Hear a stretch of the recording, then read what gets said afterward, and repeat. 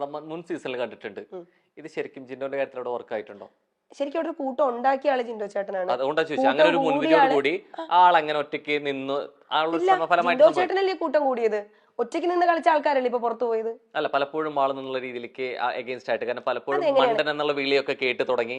പൊതുവായിട്ട് ആദ്യമേ തന്നെ അവിടുത്തെ ഒരു ഈ ആക്ഷേപവും അല്ലെങ്കിൽ സർക്കാസ്റ്റിക് ആയിട്ട് വിളികളും പരിഹാസങ്ങളും കേട്ട് തുടങ്ങിയ ഒരു വ്യക്തി ഒരു ദിവസം ഒരു ഇൻസിഡന്റ് ഉണ്ടായി. ജാസ്മിൻ കുളിക്കാൻ വേണ്ടി പോകുമ്പോൾ അവള് ഡ്രസ്സ് എല്ലാം പാക്ക് ചെയ്തിട്ട് ടവലിൽ പൊതിഞ്ഞിട്ട് അവള് സെറ്റിയിൽ പുറത്തു കൊണ്ട് വെച്ചു. അപ്പൊ നമ്മളപ്പോൾ കൺഫെഷൻ റൂം അല്ല, നമ്മൾ അവിടെ നിന്ന് ബിഗ് ബോസ് എന്തോ ഒരു കാര്യത്തിന് അവിടെ ഹാളിൽ വന്ന് ഇരിക്കാൻ പറഞ്ഞിട്ട് ജിൻഡോ ചേട്ടൻ ഭയങ്കര ഇഷ്യൂ ആക്കി.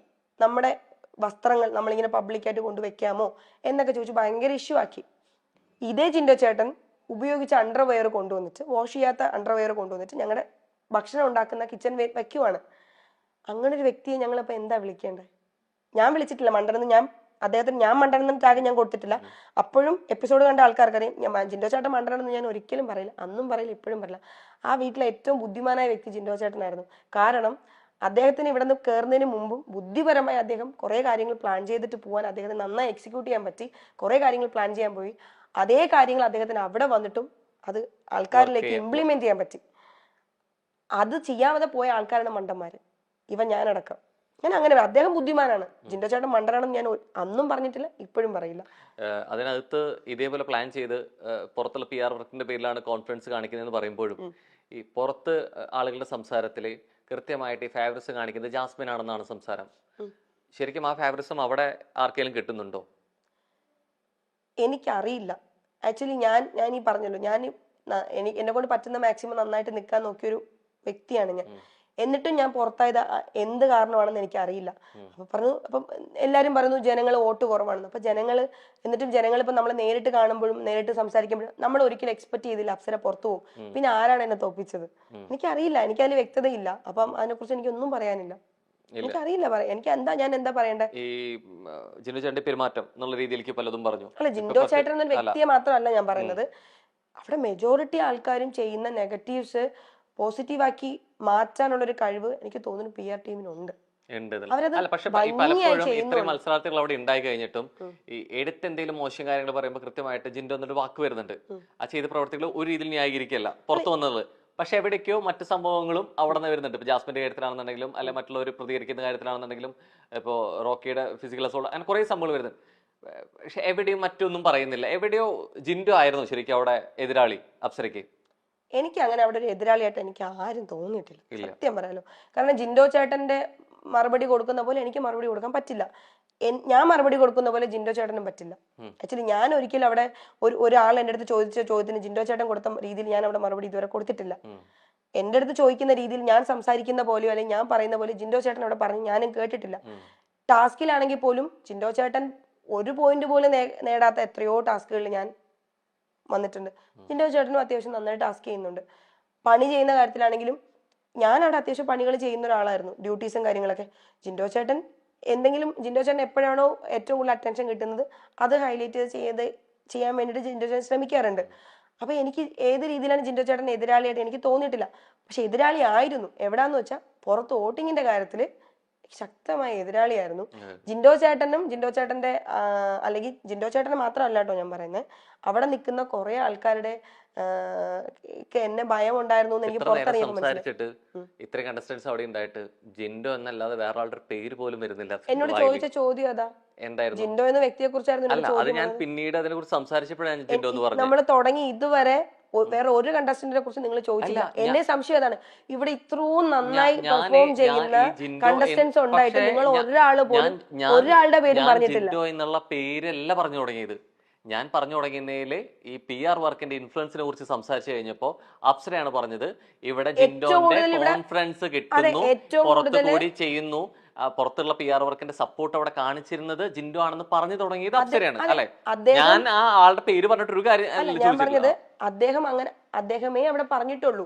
അപ്പൊ എനിക്ക് അതല്ലേ പറയാൻ പറ്റും. അപ്പൊ നേരത്തെ പറഞ്ഞ സ്റ്റേറ്റ്മെന്റ് തരണം, ഞാൻ അതേ ചോദിക്കുന്നുള്ളൂ എന്ന് പറയരുത്. അല്ല, എന്താണെന്നറിയോ, നമ്മൾ പിന്നെ അങ്ങോട്ട് കണക്ട് ചെയ്ത് ജിൻഡോ ചേട്ടന്റെ പ്രവർത്തികൾ എന്തുകൊണ്ടാണ് അങ്ങനെ, ജിൻഡോ ചേട്ടൻ ചെയ്ത പിന്നെ കണക്ട് ചെയ്ത് വന്ന അത് പിന്നീടാണ്, അത് അപ്സരയുടെ മറുപടി എന്നാണ് ഞാൻ ആദ്യം പറഞ്ഞു. ആദ്യത്തെ ക്വസ്റ്റ്യൻ എനിക്ക് അങ്ങനെ മറുപടി പറയാൻ പറ്റും. കാരണം വോട്ടിങ്ങിന്റെ ബേസിലാണ് എന്ന് പറയുമ്പോൾ വോട്ടിങ്ങിൽ എനിക്ക് തോന്നുന്നു പുറത്തിറങ്ങിയപ്പോ ഏറ്റവും കൂടുതൽ വോട്ടിംഗ് മുമ്പിൽ നിൽക്കുന്ന ആള് ജിൻഡോ ചേട്ടനാണ്.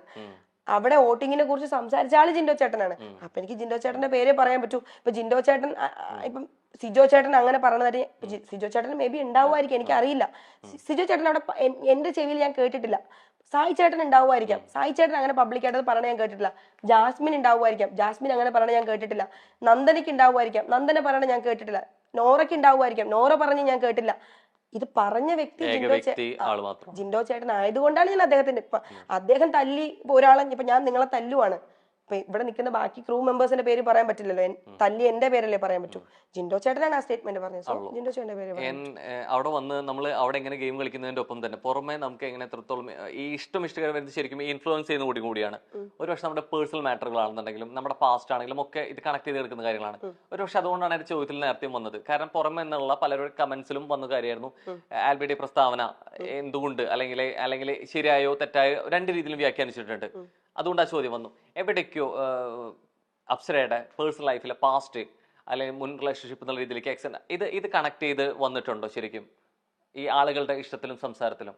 ഇപ്പോൾ ഏറ്റവും ഉദാഹരണം പറയും, ജാസ്മിൻ ഗബ്രിയുടെ വിഷയത്തിൽ ഇത്രത്തോളം വിവാദമായിട്ടുള്ള ഒരു കാര്യം വന്നത് ജാസ്മിൻ കമ്മിറ്റഡ് ആയിരുന്നു എന്നുള്ളതാണ്.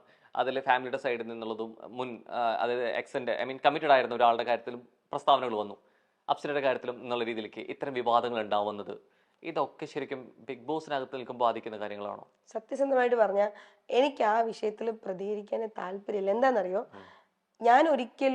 ഞാൻ ഈ ലോകത്ത് എനിക്ക് ആൾക്കാരുടെ പ്രീതി കിട്ടാനോ അല്ലെങ്കിൽ എനിക്ക് ആൾക്കാരുടെ സപ്പോർട്ട് കിട്ടാനോ വേണ്ടിയിട്ട് ഞാൻ ഒരിക്കലും ഒരു വ്യക്തിയുടെ പേര് ഞാൻ ഒരിക്കലും പരാമർശിച്ചില്ല. കാരണം അദ്ദേഹം വേറൊരു വ്യക്തിയാണ്, അദ്ദേഹത്തിന് ലൈഫുണ്ട്.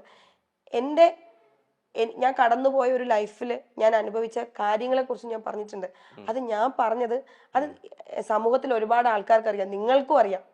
ഒരുപാട് പെൺകുട്ടികൾ അനുഭവിക്കുന്നുണ്ട്, ഒരുപാട് പെൺകുട്ടികൾ അനുഭവിച്ച കാര്യമാണ്. അത് കുറെ ആൾക്കാർക്ക് തുറന്നു പറയാൻ മടിയാണ്. എന്താ കാര്യം എന്നറിയോ, ഞാൻ തുറന്നു പറഞ്ഞപ്പോ എനിക്ക് ഓപ്പോസിറ്റ് കിട്ടിയത് എന്താണ്? ഇവർ സ്ത്രീകളടക്കം എനിക്ക് എതിരാണ് സംസാരിച്ചത്. ഞാൻ വീണ്ടും വീണ്ടും അത് ആവർത്തിക്കപ്പെടുമ്പോഴും എനിക്ക് വീണ്ടും വീണ്ടും സപ്പോർട്ട് കിട്ടുമെന്നുള്ള പ്രതീക്ഷ കൊണ്ടല്ല എനിക്ക് ഓപ്പോസിറ്റ് വന്നപ്പോൾ പോലും ഞാൻ ഒരു സോഷ്യൽ മീഡിയ പോയിരുന്നിട്ടും ഞാൻ എന്നെ ന്യായീകരിച്ച് അതിന് മറുപടി കൊടുക്കാത്ത ഒരാളാണ്. കാരണം എന്ന് വെച്ചാൽ എനിക്ക് വ്യക്തമായ ധാരണയുണ്ട് എനിക്ക് ഒരിക്കലും സപ്പോർട്ട് കിട്ടില്ല നമ്മുടെ സമൂഹത്തിൽ നിന്ന്. എന്തുകൊണ്ടാണ് പിന്നെ വീണ്ടും വീണ്ടും അത് പറയുന്ന വ്യക്തികൾക്കെതിരെ മാത്രം അറ്റാക്ക് ഉണ്ടാവുന്നത്? പറയുന്ന വ്യക്തികൾക്ക് എന്ന് പറയുന്നത് എനിക്ക് വ്യക്തമായില്ല, മനസ്സിലായില്ല. ഞാൻ എന്റെ ലൈഫിൽ ഞാൻ കടന്നുപോയ ഒരു മോശം സാഹചര്യത്തെ കുറിച്ച് മാത്രം ഞാൻ പറഞ്ഞു. ഇതിനു മുമ്പ് ഞാൻ ഒരു അവസരത്തിൽ പറഞ്ഞു. അപ്പോഴും ഏറ്റവും കൂടുതൽ അറ്റാക്ക് നേരിട്ട വ്യക്തി ഞാനാ. എന്തുകൊണ്ട് ഒരാള് പോലും ആ ചെയ്ത വ്യക്തിക്കെതിരെ സംസാരിച്ചില്ല? അത് കഴിഞ്ഞു. അന്ന് ഞാൻ വന്നിട്ട്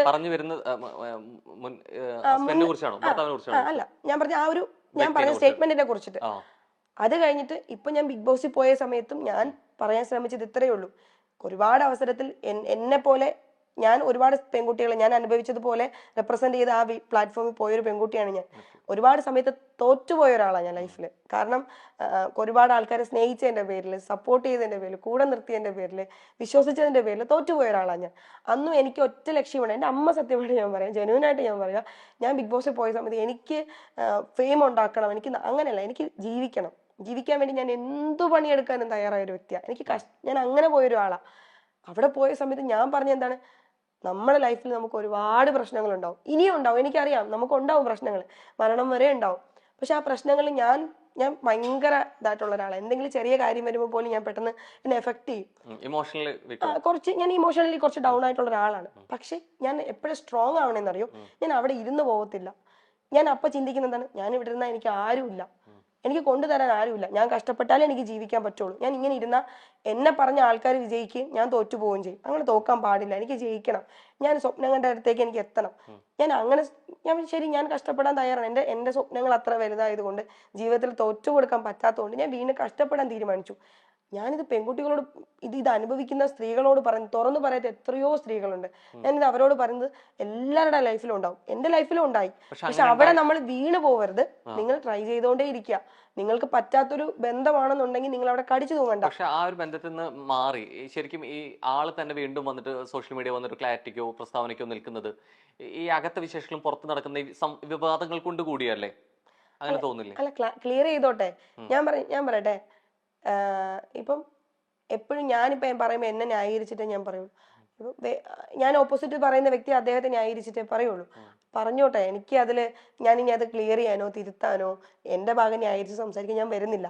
ഞാൻ ഇത്രേ പറഞ്ഞോളൂ. അന്നും ഞാൻ പറയുന്നത് ഇത്രയാണ്, നമ്മുടെ ലൈഫിൽ കുറേ പ്രശ്നങ്ങൾ വരും. ഇപ്പൊ ദാമ്പത്യ ജീവിതത്തിലായാലും അല്ലാത്ത ലൈഫിലായാലും നമുക്ക് കുറേ പ്രശ്നങ്ങൾ വരും. അവിടെ നമ്മൾ തളർന്നു പോവാതിരിക്കുക. ഇപ്പൊ നമ്മൾ നമ്മുടെ സങ്കടങ്ങൾ ഇപ്പൊ പബ്ലിക്കിൽ വന്നിട്ട് പറഞ്ഞാൽ പോലും ചിലപ്പോൾ നമ്മളെ ആളെ അക്സെപ്റ്റ് ചെയ്യില്ല. നമുക്ക് ഓപ്പോസിറ്റ് ആയിരിക്കും അപ്പോഴും ആൾക്കാർ കൂടുതൽ റിയാക്ട് ചെയ്യുന്നത്. അത് മൈൻഡ് ചെയ്യാതിരിക്കുക. അവര് ഇപ്പം അദ്ദേഹം ഞാൻ അപ്പോഴും പറഞ്ഞതല്ലോ, ഞാനിത് അനുഭവിച്ചിട്ടുണ്ട്. അതിനിപ്പോ ഇനി എത്ര വട്ടം ഇല്ല ഇല്ല ഇല്ല ഇല്ല എന്ന് പറഞ്ഞാലും ഞാൻ അന്ന് അനുഭവിച്ചതൊന്നും അത് ഇല്ലാതാവില്ല. അനുഭവത്തിന്റെ ഒപ്പം ഈ അനുഭവിച്ച എക്സ്പീരിയൻസിലോ അല്ലെങ്കിൽ അനുഭവിച്ച പാഠങ്ങളിൽ നിന്നാണോ എവിടേക്ക് ഈ പ്രതികരണ ശേഷി നഷ്ടപ്പെട്ടു എന്ന് തോന്നുന്നുണ്ടോ? എനിക്ക് പ്രതികരണ ശേഷി കൂടി.